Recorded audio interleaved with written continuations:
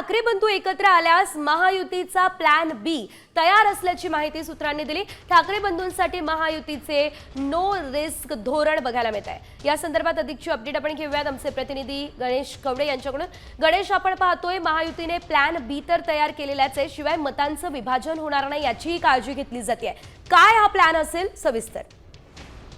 नक्कीच आगामी स्थानिक स्वराज्य संस्थांमध्ये प्रामुख्याने मुख्य ज्या महानगरपालिका आहेत त्यामध्ये मुंबई असेल, ठाणे असेल, नाशिक, पुणे यासारख्या ज्या महानगरपालिका आहे या महानगरपालिका महायुतीमध्ये निवडणूक लढवण्यासाठी आता प्लॅन तयार केला जातो। स्थानिक स्वराज्य ज्या भीती आहे ज्या मतदारसंघामध्ये त्या मतदारसंघातले वाद देखील आहे ते मिटवण्यासाठी प्रयत्न सध्या या महत्त्वाच्या नेत्यांवर जबाबदारी दिली जाते आणि विशेष करून मुंबईतल्या प्रत्येक वॉर्डची जबाबदारी आहे ते आमदारांवर सोपवली जाणार असल्याचं सध्या समजतं। आणि त्याचबरोबर आगामी काळामध्ये काही महत्त्वाचे सण आहेत ते विशेष करून गणपती असेल, दहीहंडी असेल अशा प्रमुख सणांसाठी मराठी मतांपर्यंत कशा पद्धतीने जास्तीत जास्त पोहोचता येईल यासाठी देखील आहे ते महायुतीकडून आता प्लॅन तयार केलेला आहे। त्यामुळे नो रिस्क धोरण सध्या महायुती स्वीकारत असल्याचं सध्या चित्र पाहायला मिळतंय।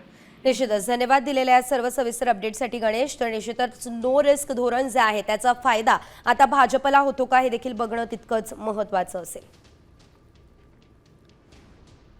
महानगरपालिका निवडणुकीमध्ये महायुती म्हणूनच लढणारे, मतांचं विभाजन होऊ नये यासाठी आता महायुतीची रणनीती ठरलेली आहे। आणि आगामी काळामध्ये जरी दोन्ही बंधू एकत्र आले, युती झाली तरी कशा प्रकारे निवडणुकांना सामोरं जायचंय या संदर्भात आता रणनीती भाजपची देखील तयार आहे।